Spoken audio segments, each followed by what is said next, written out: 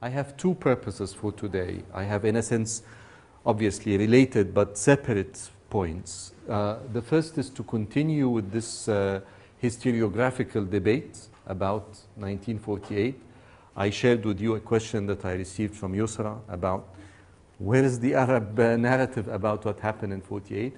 Obviously, I'm going to refer to it, but I want to stay with the Israeli narrative, within Israel, the debates within Israel about what happened in 48, and say something about the nature of this debate. And I want you to reflect on whether or not we have a similar debate in Egypt, in the Arab world. Not necessarily about 48, but about any other event in our modern history. And then I want to say something about Nasser. Chester saw me the other day in Tahrir and said, people are carrying his pictures. So I'm still... It's only one or two posters. Well, I still believe that Nasser, that we are seeing the end of the July Republic nowadays. So, but we have to speak about its birth now before we speak about its death. So this is what I'm going to do today. Say something about the rise of Nasser and Nasserism. I cannot tell you how relevant this is, not only because of Nasser. I think we're witnessing something very similar now, literally. Today, tomorrow, Saturday. These are decisive days in the history of modern Egypt. They're very, very reminiscent of the crisis of 1954, about which I'm going to say something. The March crisis of 1954. So anyway, not to waste more time, two big topics, 1948 and Nasserism. Now, if you remember, we were talking at the end of Monday's lecture about that debate in 1948. This is the first Arab-Israeli war. We went through the events that led to the war, that in a sense the war was inevitable, a civil war within Palestine between both communities, the Arab and the Jewish communities in Palestine.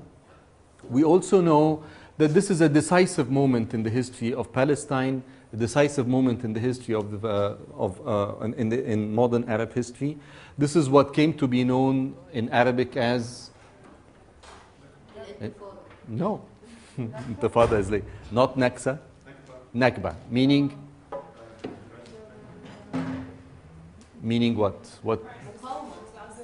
Guys, where's your Arabic? What does Nakba mean in English? Disaster or catastrophe. So it is a very serious event in modern Arab history. It's the loss of Palestine. This is how Palestinians, this is how Arabs think of it. It's the creation of the State of Israel.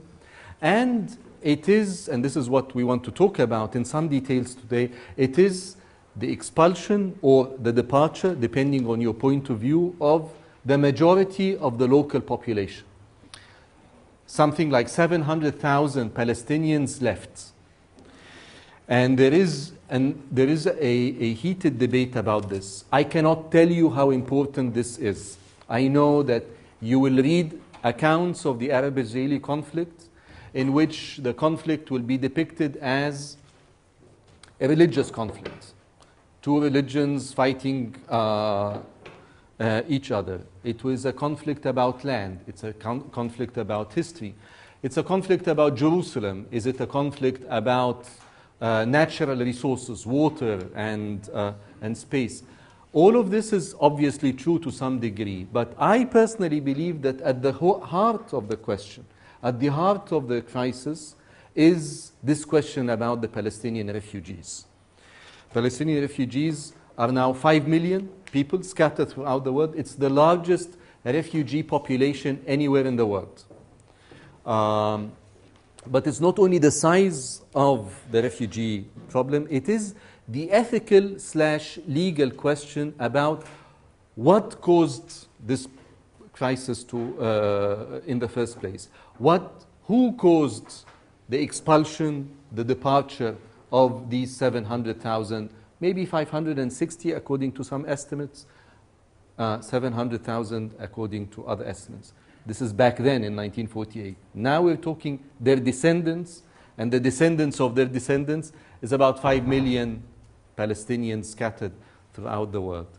So this is a serious question. So let us go back, and before delving into the detail about the refugee, let us go back to the historiography. The fact is that Israel, the new state of Israel, the Yishuv, the Jewish community in Palestine, managed to face this important test, existential threat to its very foundations, very existence.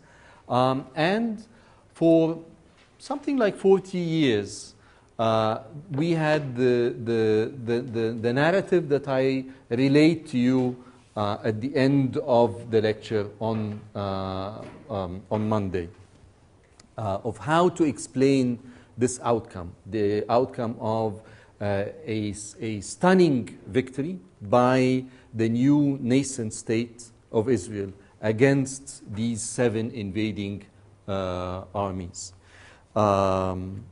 Again, to reiterate, it was the responsibility of the Arabs. They are the ones who rejected the United Nations Resolution 194, and Israel reluctantly, or the Jewish community reluctantly accepted it. Sorry, yes, 181. I'm jumping ahead to another resolution. 181, thanks for correcting me. And the narrative, again, to remind you of the items of this narrative. With the expiration of the mandate on the 14th of May, 1948, the new state that had been allocated by the United Nations was invaded by these 7 armies with the intention of killing this state, of aborting it. But this infant state stood its ground, and through a heroic and ultimately successful fight managed to repel these attacks against all odds. And it is usually depicted as a struggle of David and Goliath.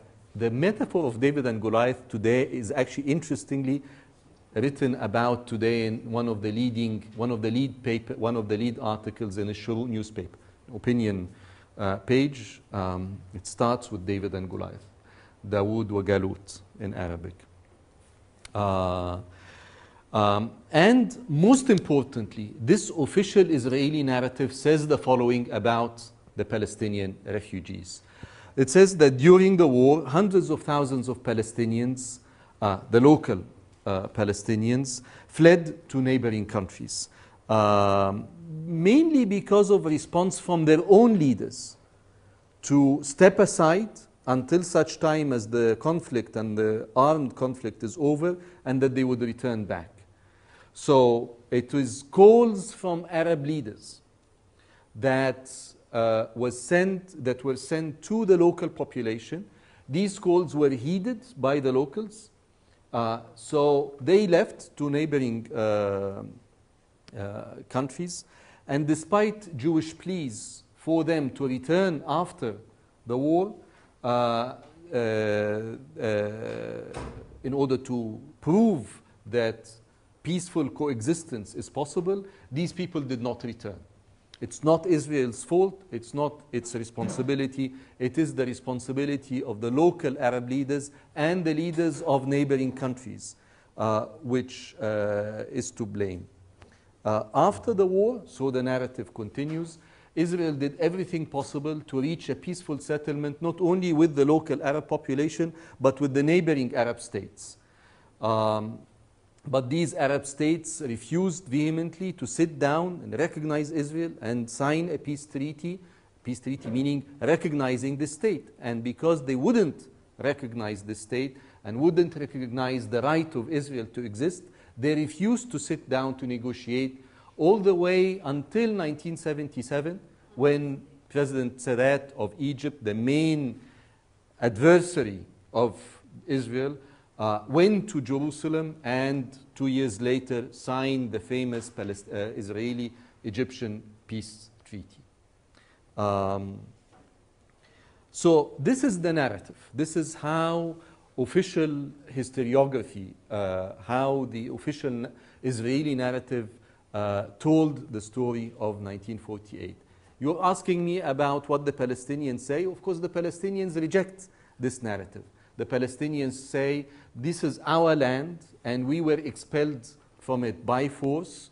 There is some blame to be put on our leaders, but mostly the blame is on Israel. They're the ones who kicked us out from our lands and prevented us from coming back. And this is an act of usurpation. It is something that is inherently unjust. And the injustice starts all the way back in 1917 with the Balfour Declaration, which we have talked about earlier.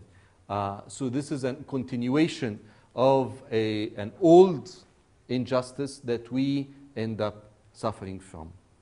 And there are various permutations for this. Needless to say, there are those Palestinians who give it a religious twist, that this is a religious struggle, especially Hamas now. This is a religious struggle. It's not only a struggle of imperialism. It's not a struggle of colonialism. It is not a struggle about land. It is a struggle it's an attack on Palestinians as members of the larger Muslim community. And it is as such that Hamas, to some degree, sees the struggle with Israel. Hamas we'll talk about later. Hamas was not born in 1948. Hamas came into existence way, way later, in the late 1980s, 40 years later. But I wanted to go back to the Israeli narrative to say that it has been challenged. It has been challenged for now about 30 years. And this narrative that I just told you, this consistent, formidable, powerful narrative, has been challenged within Israel itself by Israeli historians and by Israeli intellectuals. Some historians, some journalists, but mostly by academic historians working in Israeli universities who went back to this narrative and started finding problems with it. It didn't add up.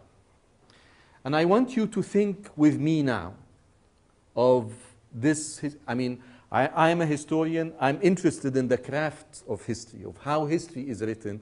So this is why I'm interested in this debate, what is known as the new historians. It's a phenomenon. They're no longer new because it's now about 30 years old. But starting from the late 1980s, and I want you to think why the late 1980s. What happened in the late 1980s that made it possible for Israeli academics to produce a counter-narrative? I'll try and answer this question later. But what is it about 1988? Let me give you I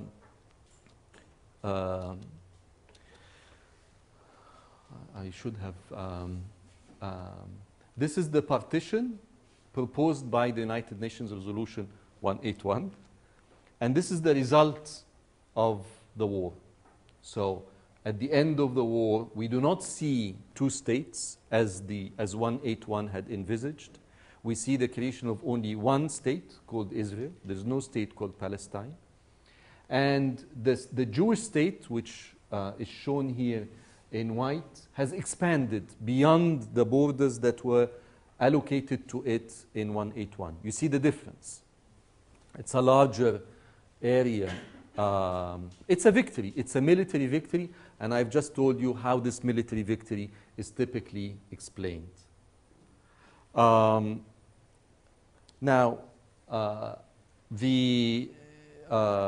as I said, the counter-narrative, the narrative of these new historians started to appear in the 1980s. I'm just going to show you some names. You don't have to memorize them unless you're interested.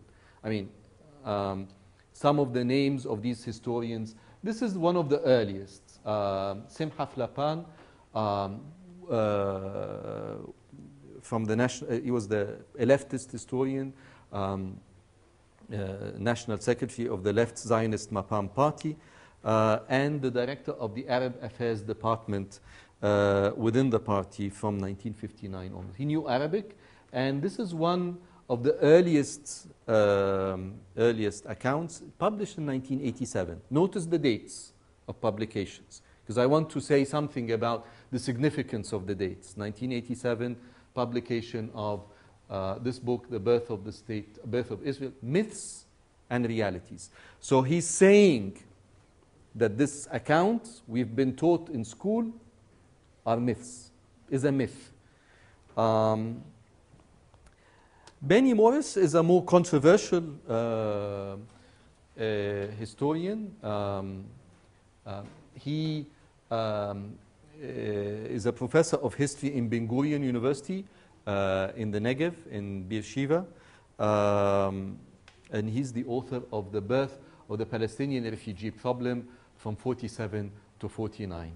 This is a serious publication. This is Cambridge University Press.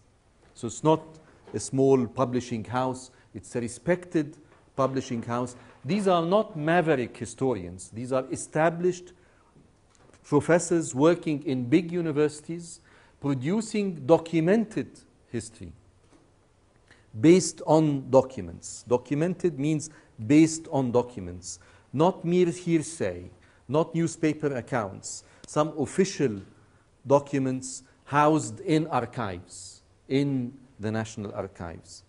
Tom Segev is the one I personally like most. I like his writing, I like his style. Tom Segev is not a historian, is not an academic historian. He's a journalist. He's a journalist in Haaretz, I think in Ma'arif, not Haaretz, the left-leaning, left-of-center daily Israeli newspaper. In any case, he's a journalist. He's not a professor. He doesn't teach in a university. But he has produced many, many books about this formative period, re-looking not necessarily at the birth of the Palestinian refugee problem, but at the founding myths of the State of Israel. And the book that I like most is this book, The Seventh Million. Do you understand the title of the book, of The Seventh Million, meaning? It's after the 6 million died in the Holocaust. Yeah. So it is the 6 million Jews who died in the Holocaust, and this is the 7th million who ended up in Israel, becoming the first Israelis, which is the subtitle of this following book, 1949, The First Israelis. And both these books are interesting books. This is a book about the Israelis and the Holocaust. How the Israelis living in the Yishuv first, they're not yet called Israelis, the Jews living in the Yishuv in Palestine, and later with the founding of the State of Israel, understood the Holocaust. And this is a very serious question. It's a fascinating question because it's a psychological, political, ethical, serious problem. So I don't want to go into details. If you want, I can mention a couple of examples about it. 1949 is equally interesting. It is, these are refugees. Most of these 7th million, they are refugees. They've left their homes in Europe, and they end up in Palestine. And there are fascinating accounts of how they understood this new country of theirs. Of course, there's the ideology of Zionism and so on. But then they end up in these cities where there are these empty houses. And they end up inhabiting them. And the question is, that he's asking is, did they reflect on what is happening? They are refugees ending up in houses that had been vacated by refugees like them. So did they ask this question? It's a serious ethical, problematic question. They are victims of a big war, and they end up, well, they haven't expelled them themselves. They end up, in a country that had been vacated. And he's asking these serious questions. It's a hefty book, about 300 pages. And he wrote many other books. He's a copious writer, very eloquent writer, and I'm personally very fond of his writings. The person that is the most respected of them is Avi Shlaim. Avi Shlaim is a professor in Oxford University, a professor of international relations in the Middle East Center in St. Anthony's College in Oxford. I know him personally because I studied there, not with him, but he was, in the Middle East Center where I studied. Now, Avi Shlaim is one of the most respected. He concentrates, this is his first book, or the book that made him famous, and another one, and then I mentioned him earlier when we were talking about Jordan. He wrote a magnificent biography of King Hussein, the father of the present king of Jordan. An amazing, amazing biography. If you want to see how you write a biography based on documents, this is just a fascinating book. This is an interesting book that was made into a BBC documentary. It's a fascinating, and I should find this documentary. I remember watching it when the book came out. It's a book that is trying to tell the story of the secret relations between King Abdullah of Jordan, not the present king, his grandfather, his great-grandfather, and the Israelis.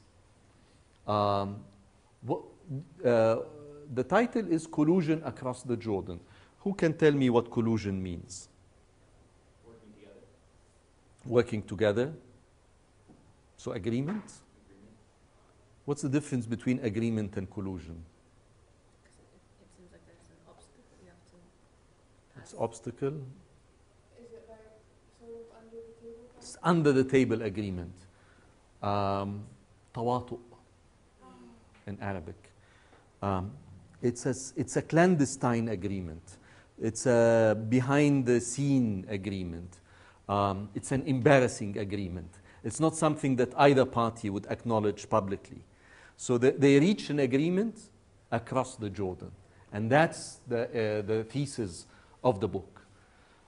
There is an agreement from day one between the Hashemites of Jordan and the Zionists of Israel.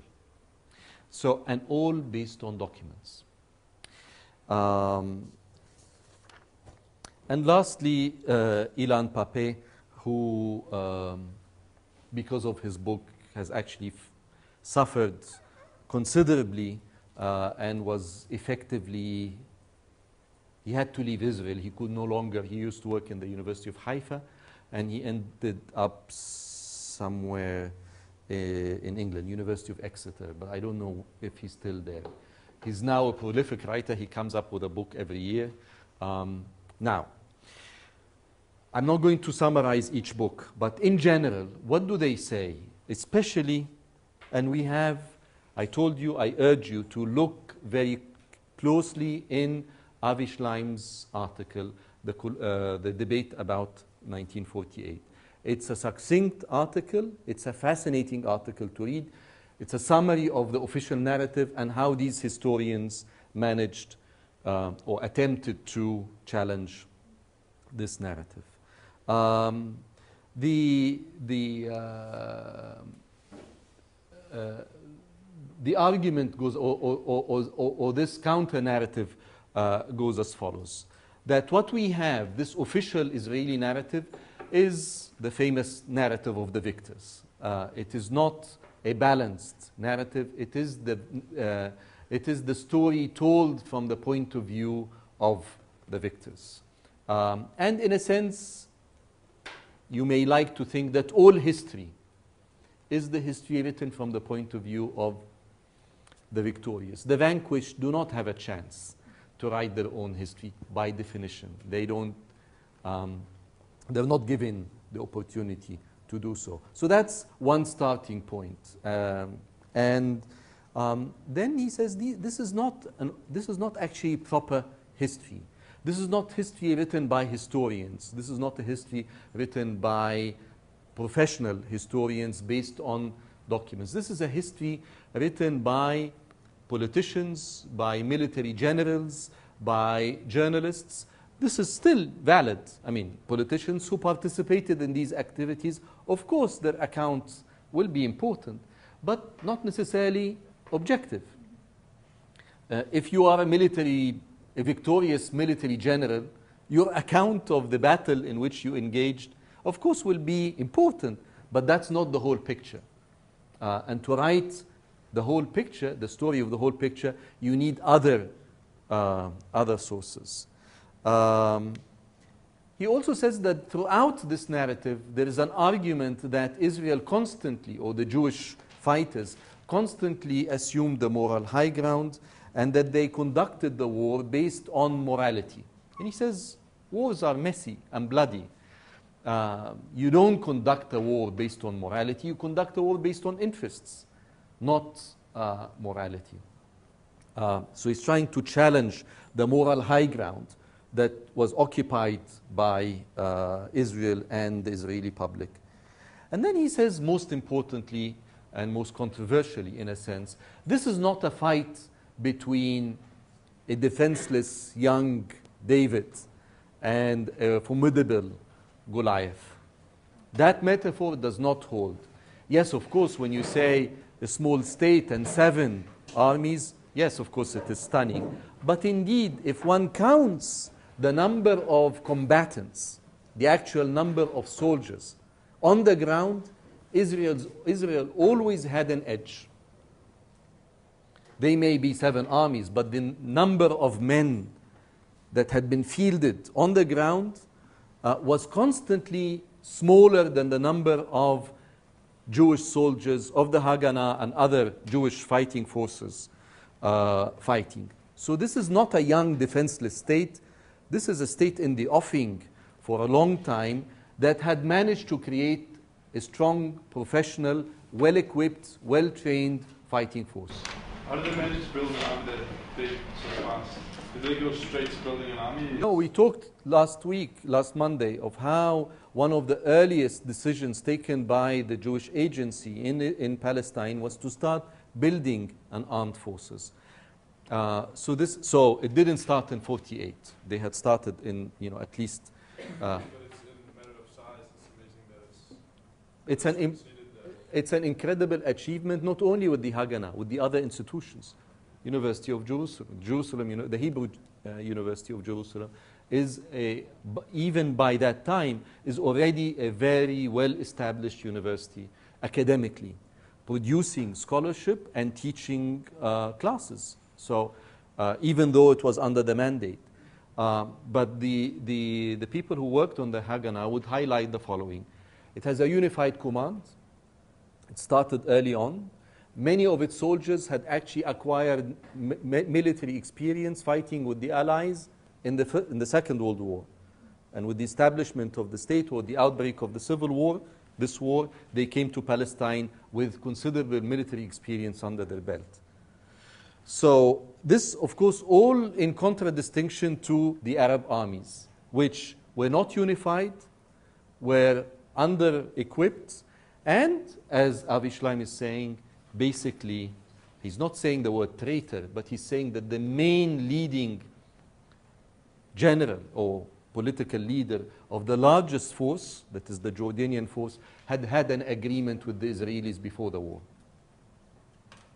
That's basically the collusion.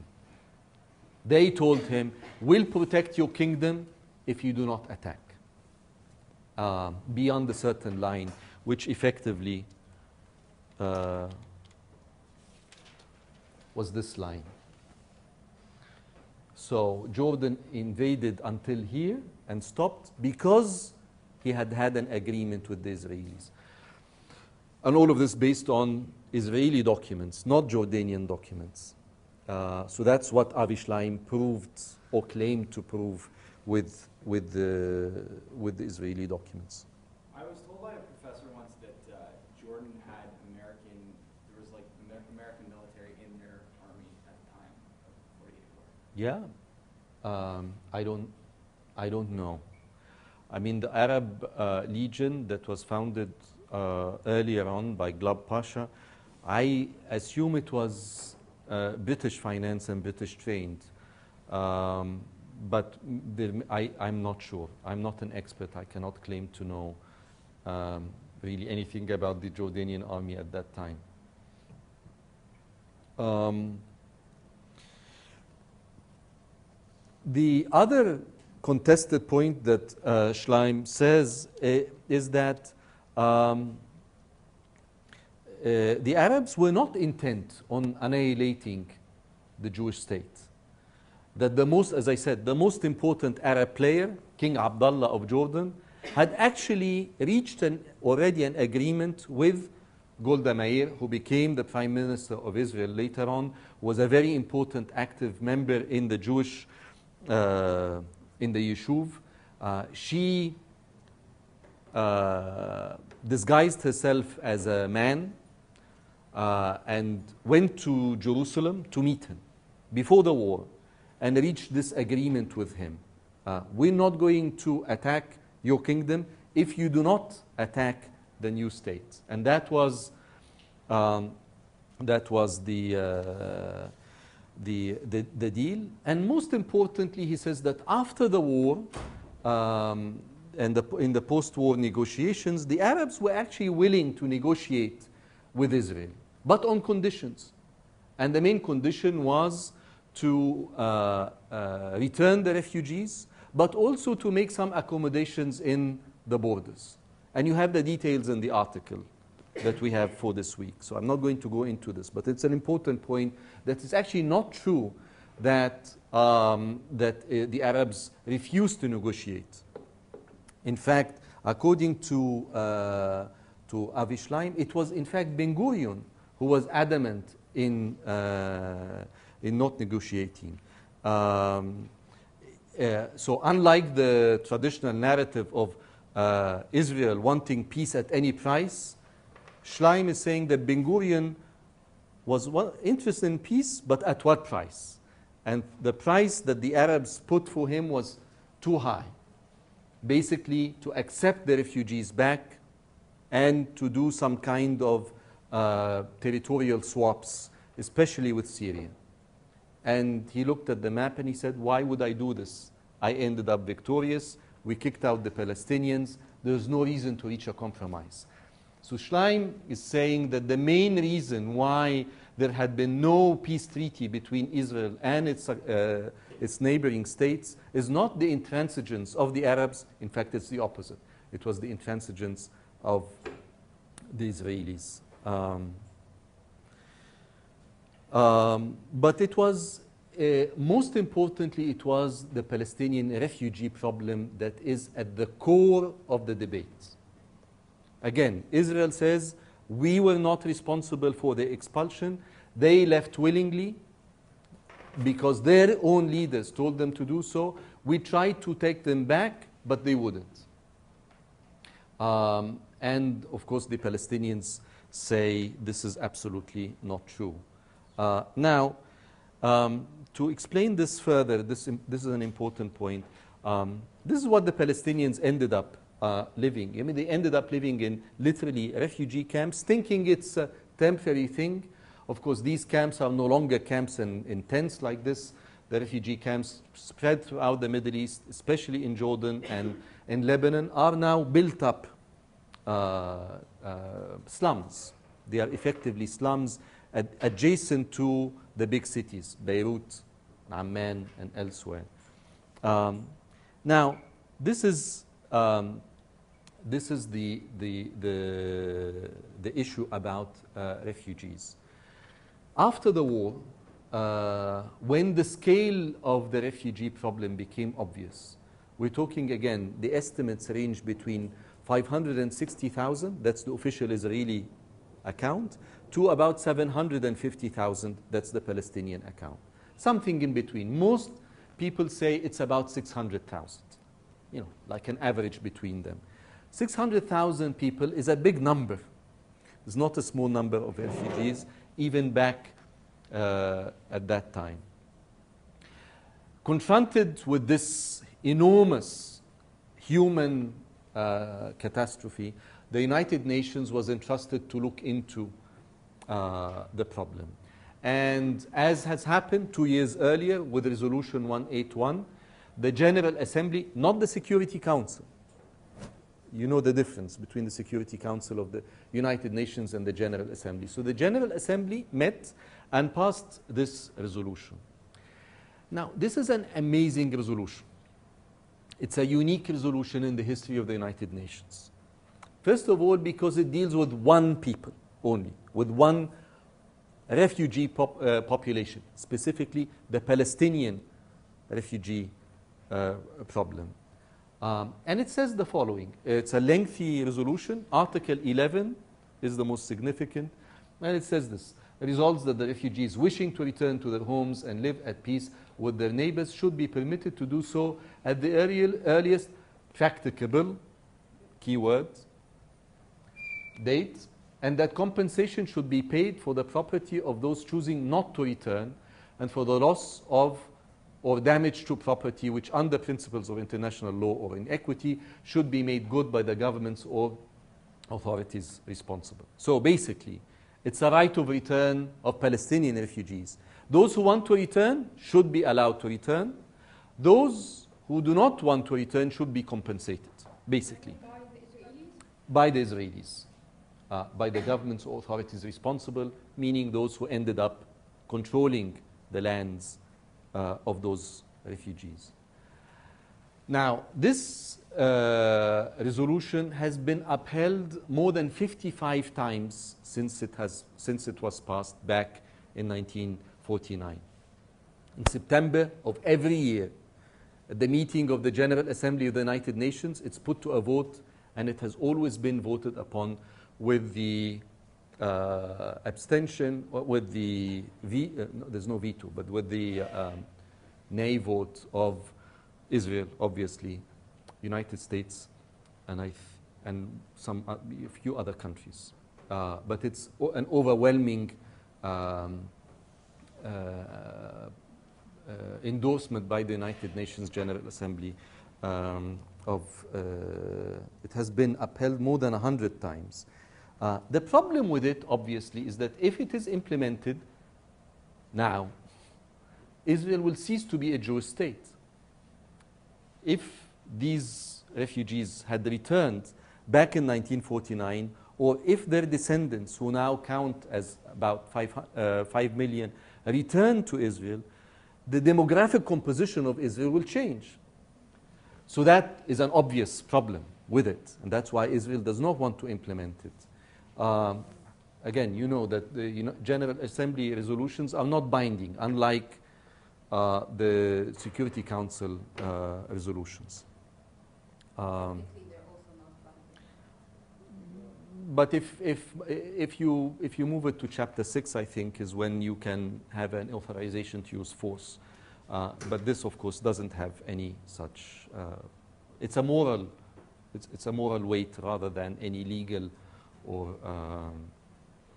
practical weight. Malak? They're allowed to return to their hometowns or to the borders that were created.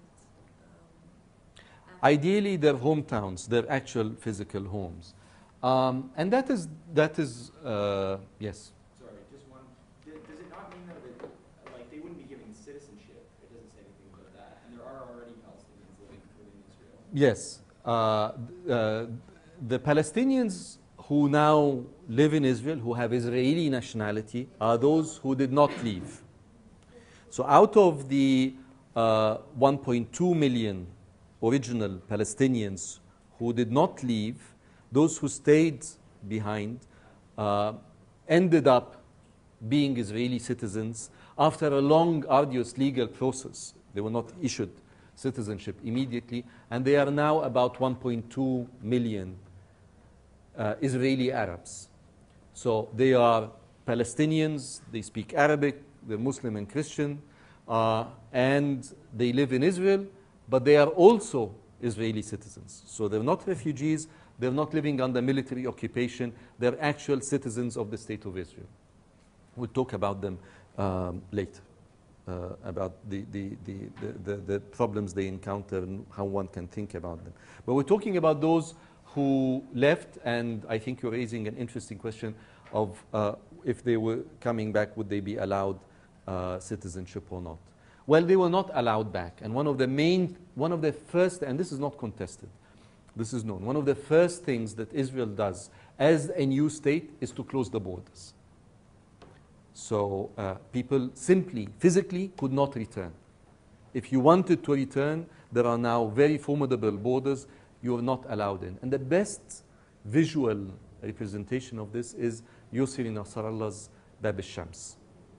A very interesting film, a two-part film produced about 7-8 years ago based on a beautiful novel by Ilyas Khouri by the same name, Bab al-Shams, Gate of the Sun, and it's it's directed by an Egyptian director, Yusri Nasrallah, about that moment, about the refugees in 48 and 49 who want to go back. And it continues till the Lebanese civil war in the 1970s. It's the saga of Palestine. If you want to understand it, watch this movie. If you want to see a visual representation, it's also beautifully choreographed, beautifully shot. Bab al-Shams, Yusri Nasrallah, Ilyas Khouri.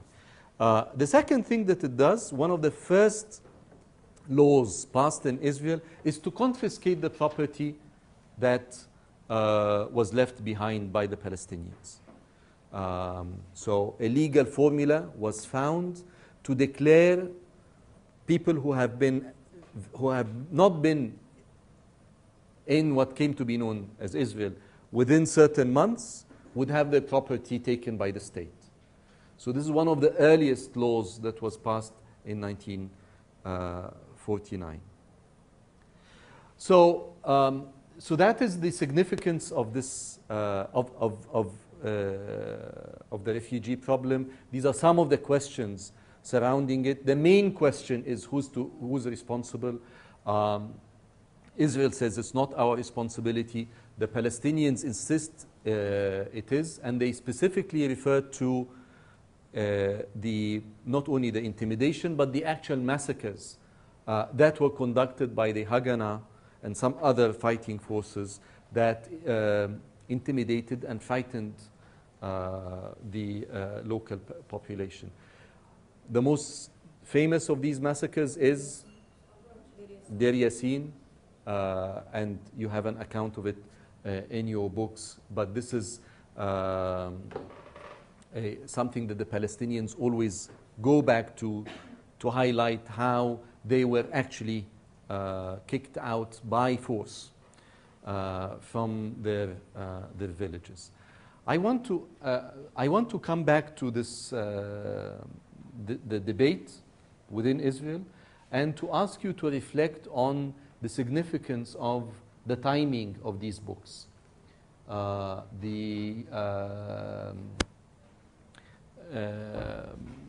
Late 1980s. Why do you think this narrative, this counter-narrative appeared only in 1988, 1987, 1989 onwards? Why not earlier?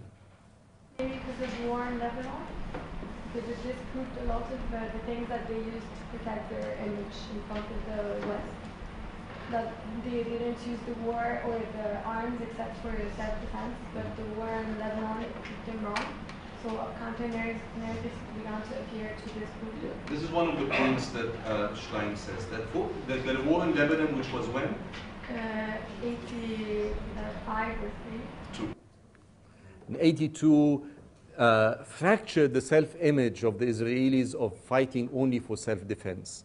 A very significant proportion of the Israeli public opinion, especially those on the left, understood this not to be a war of defense. And that fractured that image. And they said, no, in fact, this is not the only war in which we were aggressively fighting rather than defensively fighting. So that may be a factor. Yes. Israel has an archives, a national archives, and it applies the 30-year rule. That is, documents would be kept secret, official documents would be kept secret for 30 years. And after 30 years, they'd be open for the public and they can have access to it. So 30 years is when? 78. Sorry? Exactly. It takes about 10 years I mean, historians are a bit slow, but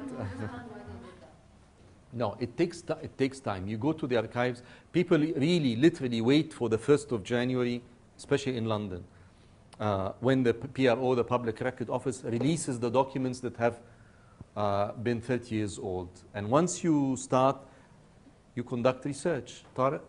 No, why is this 30-year rule applied? No. Why don't they just keep it secret forever? It's a fascinating question, but let me. Governments think that, or people think that they have the right to access government documents, and this is holy. But we're the people of the country, and the government, and then you get a big fight over it. But Israel's trying to be like Britain and the U.S., where people have rights and they can access it, and they're in charge of the government where they think they are. And that's why they want to follow the same sort of idea, and then they start publishing their stuff, like the way that the U.S. and Britain both publish, instead of having it edited by people and then published from extra journals, sort of in an academic style, but it's government records, and then they want to kind of replicate that. It's a fundamental question. It's a very important question. Who owns these documents? Is it the state or is it the people? I mean, it is the government that produces them. It's the Ministry of Defense or Ministry of Interior or the Ministry of Housing. But it pertains to you and I. It pertains to us. I believe very, very strongly that these documents belong to the people. And because they belong to the people, people have right to have access to them. However, because of sensitivity issues and secret security matters and national security issues, we, the people, reluctantly give the government the right to keep them secret for 30 years. Now this year, this period is being reduced. Now in England, it's less. It's 20 years. After 20 years, the information is made available. I wish we have this law in Egypt. We have tons of documents. The documents are not released. The state, the government basically tells us it's not your right. I have been conducting research in the Egyptian National Archives for the past 30 years, for the past 20 years. I can do research on the 19th century very easily. If I come to study the 20th century, nothing. If I come to study this period, Egypt is the most important adversary, and it has documents, tons of documents. There's not one single piece of paper that has been released and deposited in the archives for historians to use.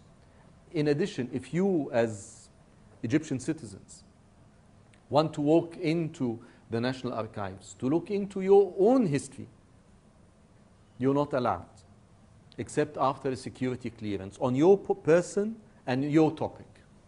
And sometimes it can take 2 months, 3 months, 6 months, and very often it is rejected.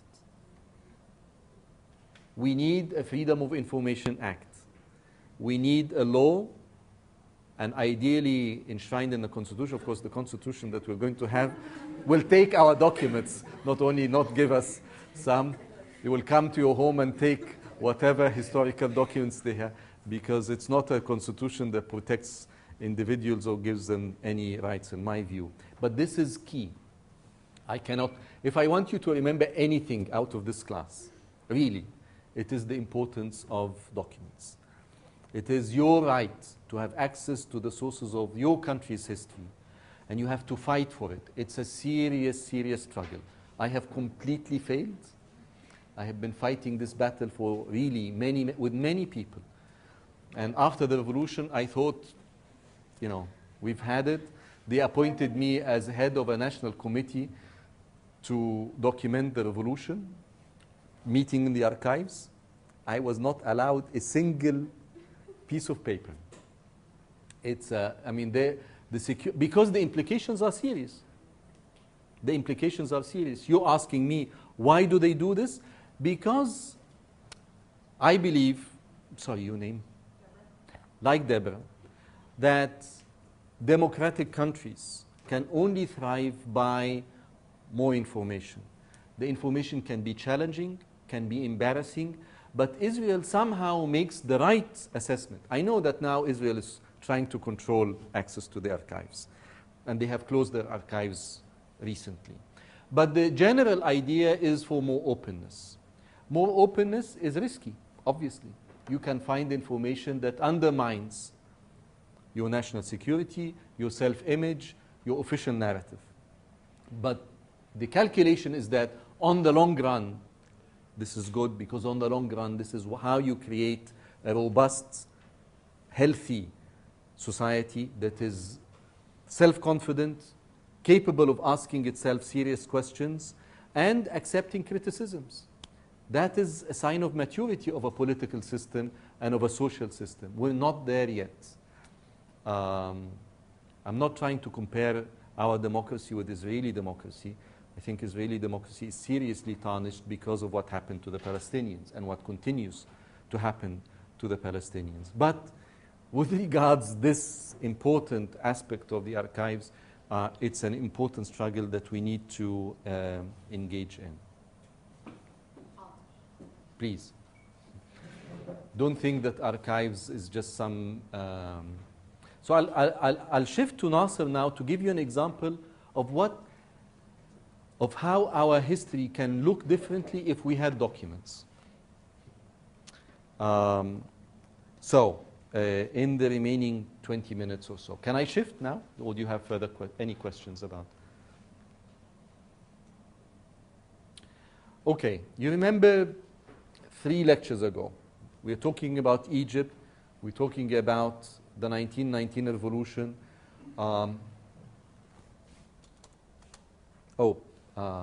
Just a couple of charts about the different estimates of Palestinian refugees and where they live. These are different estimates. This is the British government estimate, the Israeli government estimate, Palestinian sources, and where they ended up. Most ended up in the West Bank and Arab countries, some in Gaza, and these are different estimates. And this is where they ended up as refugees: Jordan, West Bank and Gaza, mainly, and then Syria and Lebanon. And if you want to visualize them, this is where the Palestinian refugees are spread in the Middle East. And of course, many live elsewhere, outside the Middle East, in Europe, in the United States. Significant, half the population of Jordan is effectively Palestinian refugees. Very significant percentage in the West Bank and in Lebanon, Syria, and of course Gaza.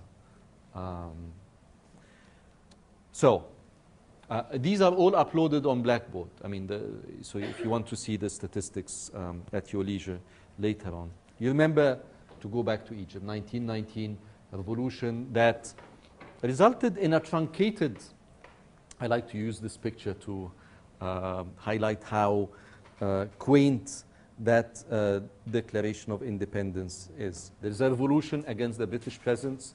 The British understand the significance of Egypt, and very reluctantly, they issue a unilateral Declaration of Independence, the famous declaration of 28th of February, 1922.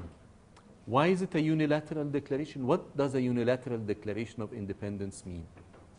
Why is it not a bilateral declaration? Because everyone agrees. It's the exact opposite.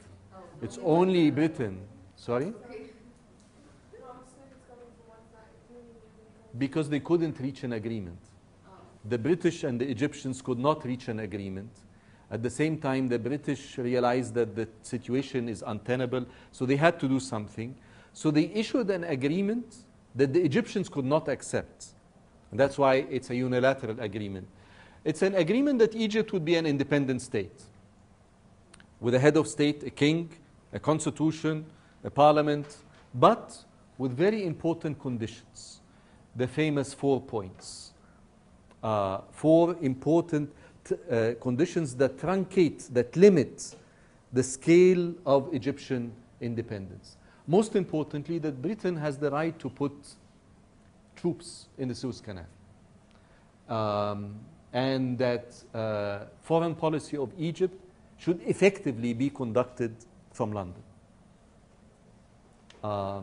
And that Britain has the right to interfere locally, domestically, to protect minorities. And finally, the Sudan, that Egypt back then considered to be part of its own territory, is actually to be detached from Egypt. So very serious conditions on Egyptian independence. That's why no Egyptian politician could agree to it, and that is why it was a unilateral declaration of independence. Be that as it may, a new country is formed, and as I said, it is headed by a king. You remember the family of Muhammad Ali. This guy, who was sultan, now he's made king, and he's given a constitution, the constitution that we are now bemoaning its loss, the constitution of 1923, which gave him significant powers, so he could disband parliament, and he did repeatedly. But that is what officially Egypt became: a kingdom, an independent kingdom with embassies throughout the world. If you've been to Rome, if you've been to Washington, if you've been to London, if you've been to Paris, you realize, and you've been to Egyptian embassies in these cities, you realize how important this guy took these embassies, and he invested so heavily in showing off the new power of his crown by building these magnificent villas and palaces in European cities as embassies of the new kingdom. And that kingdom lasted from 1923 to 1952. This 20-odd year period is looked back at with a lot of nostalgia, by many people within Egypt. That is, it's a period that is referred to as the liberal age of Egypt. Egypt had a constitution, had parliamentary elections, had a vibrant press, a very, very vibrant cultural scene. The golden age of Egyptian movies, of Egyptian cinema, the Hollywood of the Arab world, another golden age in the 60s. Egypt produced something like 50 or 60 movies each year. And a very vibrant intellectual scene, best represented by Cairo University, a bastion of liberal arts education. Well, not really, but modern education. Opened in 1925, a very active, vibrant press. But it's also a period that witnessed serious street demonstrations, especially in the 1930s. It's a period in which the parliament has been suspended many times because of King Fuad, suspending it, using the constitutional powers he had to suspend parliaments and call for elections and tamper with election results. It is a period that witnessed the growth of very strong anti-democratic forces, most importantly, the Muslim Brotherhood, and important fascist populist movements throughout the 1930s. So the golden age of liberal democracy is seriously tarnished by these qualifications. Parliament was suspended many times. The majority party did not really form government except for a few months throughout this 20-year period. And effectively, we have a deadlock in the political system between the three main centers of power in Egypt. The palace and the populist parliamentary parties, represented most importantly by Al-Wafd, and the British, who have their troops in the Suez Canal area. So the country is literally under military occupation. So this is why and the British could not leave, especially because of the importance of the Suez Canal for their empire. The parliament cannot really fight its way through, and the political scene is divided between these three centers. None of them is strong enough to dominate the scene. None of them is strong enough to deal a death blow to the other two forces. At the wake of our revolution now, I used to think that we had a similar tripartite division between the Fulul, the army, and the Fulul with the army, the liberals, and the Tahrir crowd. None of them having enough power to dominate the scene. We got rid of the army, but not yet of the Fulul, and we don't know what will happen. We'll wait to see on Saturday, what will happen. Tariq. Why did they want to separate Sudan from Egypt? Because the British had already built their empire in Africa. And from the late 19th century, from the late 1890s, there's a growing popular unrest in the Sudan, the Mahdist revolt, that actually came very close to toppling the British presence there. And the British didn't trust Cairo enough to maintain the peace in the Sudan. The interests that the British had in Africa are considerable, and Sudan became important for the defense of Egypt, but also from the south, but also for the defense of their empire that extends in Eastern Africa all the way down to the Cape. So it's imperial interests, basically, and they had already established their presence there, and they wouldn't trust, especially the Egyptian army, to maintain the peace in the Sudan. At least this is, a simplified version. The outcome of this deadlock is what?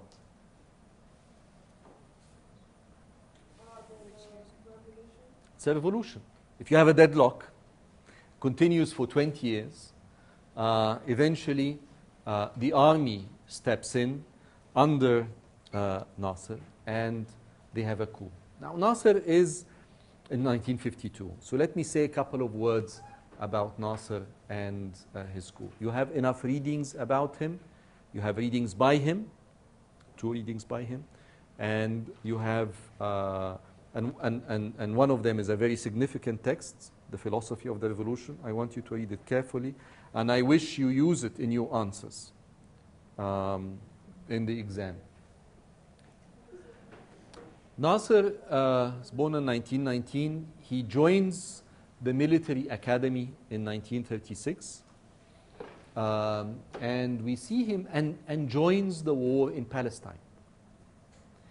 And this is an important turning point in his political upbringing because, yes? Sorry to interrupt, but I want to add, because I read before that the Muslim Brotherhood actually saved them from attacking the Fallujah. Maybe. Is that true? Or? Probably. I don't know.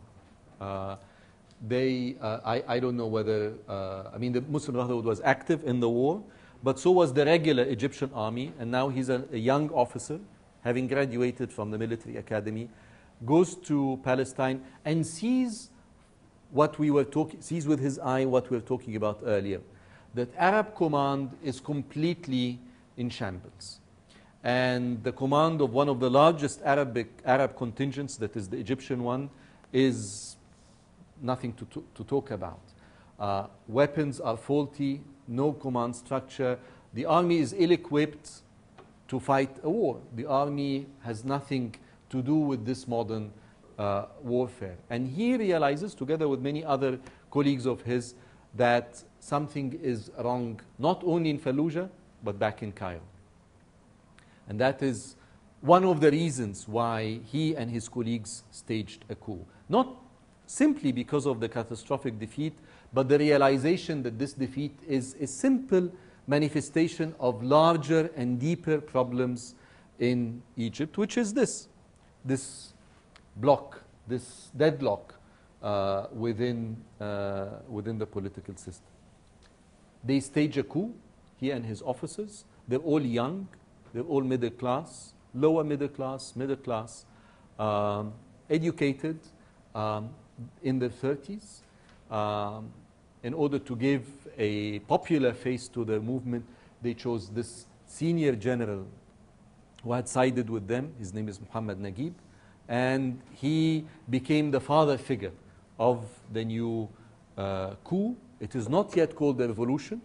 It is called Al-Haraka Al-Mubaraka, the blessed movement of the army. They struck on 23rd of July 1952 and started to make serious encroachment on the political scene. I'm going to show you a couple of slides. Again, all these slides are uploaded on Blackboard, so you can go back and look at them at your leisure. The first thing was to get rid of the monarchy. They didn't get rid of the monarchy immediately. They got rid of the monarch, of the king. The question was what to do with him. After some deliberations, they decided they're not going to kill him or to put him on trial. They're going to send him into exile. So they forced him to abdicate. And that's a famous, this is in his handwriting, this is his signature. This is one of the few documents that we as Egyptians can have about our own history. And it's not held in the National Archives. It's, I think, I don't know where it is. It's difficult to find. So it is the 26th of July. Those of you who take Al-Mihwar, that is what it is named after. 26th of July, the street and the highway and the Mihwar and all of this is named after that day. 3 days after they struck, the coup is on the 23rd of July. On the 26th, they go to King Farouk in his palace and force him to abdicate in favor of his young son, who's a few months old. And they send him on his boat, the royal yacht Al-Mahrusa, which sails out of Alexandria into exile in Italy. And that's the newspaper coming out the following day, 27th of July, announcing the departure of the king and his abdication. The monarchy as such is abolished the following year, 1953, and that's when Egypt ceases to be a kingdom and becomes a republic. That's in 1953. But 52, they got rid of the king. Soon thereafter, a serious attack on political parties and on parliamentary life altogether.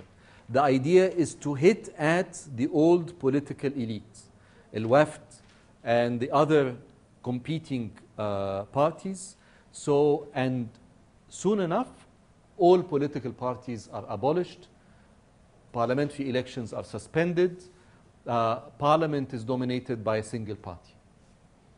As early as August of 1952, we see the beginnings of this, a warning to parties. A few months later, all parties are abolished, and heads of parties and former politicians are barred from running for office, are barred from political life. I'm telling you this to be aware of what might come. This is why we read history. In moments of crisis, this is what some people come to say, we will save the country by plucking out those of the former regime. If you pick up today's papers, the Freedom and Justice Party and the Muslim Brotherhood is using something very similar. Many people were against it. They were rounded up, put in prison. But there were many who were shouting that they hate democracy and that they actually... And yes, and they managed to do this. I'll show you in 1 minute. And then to cut at the economic power base of this old regime. Most importantly, the land. Egypt is not an industrial country. It's an agricultural country. These leading politicians, many of them are based in the countryside, so they confiscate property. Of course, they sell the idea as an egalitarian idea, in the name of land reform, al-islah al-zara'i. So you take lands from the rich and give it to the poor. And I'm not underestimating the significance of this. This had an enormous social, maybe even ethical repercussions. But politically, it undermined the power of the old families, the old elites, the old guard. So that's a very important measure.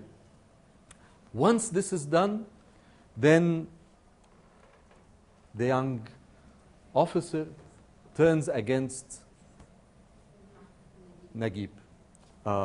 And in a very famous crisis in 1954, the famous March of 1954, he turned against him, and this is again one of the few documents we have, the members of the Revolutionary Command Council.